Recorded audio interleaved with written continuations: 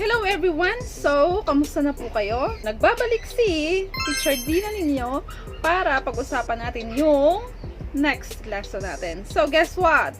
We are already done with the ethics of research, which is still under on the nature of research and inquiry. We are also done discussing about the types of research according to data being collected, according to research purpose, and according to its procedure. So today we will going to discuss about the research design. So before that, what is the research design? Research design is the framework. Framework means structure, outline, sketch, or format of research methods and techniques chosen by a researcher. So in short, dito natin pag-uusapan, ano ba yung sketch ng research mo? Ano ba yung format ng research mo? Ano ba yung structure ng research mo? That is research designs. So, stay tuned and don't forget, of course, to please subscribe on my channel and click the bell button for you to be updated on my next lesson. Okay?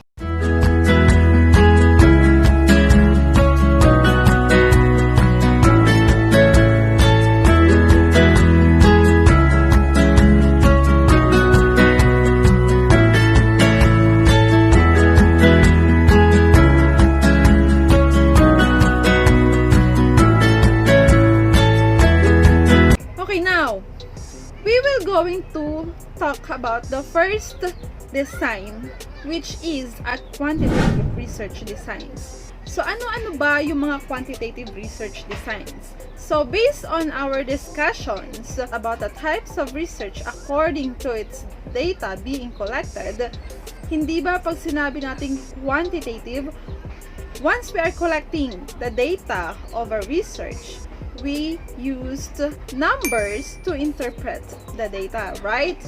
So, pag ang study ninyo talks about the following na pag-uusapan natin mamaya, automatic, ano dapat yung pag-interpret nyo ng data ng research ninyo? Yes, you need to use numbers to interpret the data being collected in terms of that particular research. Again, uulitin ko, itong pag-uusapan muna natin is quantitative research designs. Pag sinabi nating research designs, we are talking about the format of your research, the sketch of your research, the outline and structure of your research. Okay po? Okay, nagkakaintindihan tayo. So, what are those quantitative research designs? First, we have experimental research. Second, we have exploratory research. We also have descriptive research, and we have explanatory research, also survey study, and correlational studies. Lastly, we have comparative studies. So, lahat ng binanggit ko na 7 na yan, that is under quantitative research. So, kapag ang research ninyo is experimental, exploratory, descriptive, explanatory, survey study, correlational studies, comparative studies, automatic, that is quantitative, which means you need to interpret your data using numbers. Okay? Now, what is an experimental research? Experimental research concerns cause and effect relationships. So when we are talking about the cause and effect relationship of the study, that is automatically about experimental research. Okay? Next, we have exploratory research. When little is known about the phenomenon, pag konting-konti lang yung alam about that particular phenomenon, then you want to study about that. That is exploratory study. We have descriptive. Phenomena are described or the relationship between variables is examined. So you want to describe a phenomena and then the relationship between two variables. Next, explanatory. Search for casual explanations are much more rigorous or precise. So, that's one. So, hindi ka na kontento doon sa explanation ng iba. So, gusto mo pang pag-aralan palalo yung study na yan. So, that is explanatory study. Okay? Next, we have survey study. The investigator selects a sample of subjects and administer a questionnaire or conducts interviews to collect the data. So this one is very easy to understand. Okay, so you as a researcher, you are also considered as investigator, right? So you are going to give to look for a sample of subjects or respondents, and then you give a questionnaire stating your questions regarding a particular survey. Then that is what we call survey study. Very self-explanatory. Next, we have correlational studies. Correlational studies assess relationships between two or more phenomena. Usually involves a statistical measure of the degree of relationship called correlation. So this one, you are going to assess the relationships between two or more phenomena. While comparative studies, we have two types of comparative studies. First, we have the retrospective or ex post facto. And second, we have prospective. So, retrospective or ex post facto is the dependent variable or effect is identified in the present. Or it is also known as the groups with qualities that already exist are compared. Example, we have this problem. How weight influences self-esteem levels in adults. The participants would be separated into different groups: underweight, normal weight, and overweight, and self-esteem levels measured. So this is an ex post facto design because of a pre-existing characteristics, which is the weight, was used to form the groups. Now, anong research yan? That is retrospective or ex post facto. Given na po yung effects. Okay? Next, we have the perspective, which is still under comparative studies. Perspective is the independent variable or the cause is identified. If retrospective or ex post facto talks about effects, which is also known as the dependent variable, in perspective, we have your independent variable or the cause. Okay? Identified na mismo yung cause. Example, development of a disease. Okay, andyan na yung cause, andyan na rin yung disease, nag-exist na. Now, gusto mong pag-aralan kung ano yung development ng disease na yan. So, that study is called prospective study. Okay? Again, we have 7 types of quantitative research designs. We have experimental research. We also have exploratory research, descriptive research, explanatory research, survey study, correlational studies, comparative studies, which has 2 types, retrospective or ex post facto, and your prospective. Okay? So moving forward, we will go into discuss about the qualitative research design. So what are those qualitative research designs? We have ethnographic studies, phenomenological studies, grounded theory studies, historical studies, and lastly, we have case studies. So I know most of you already familiar about case study.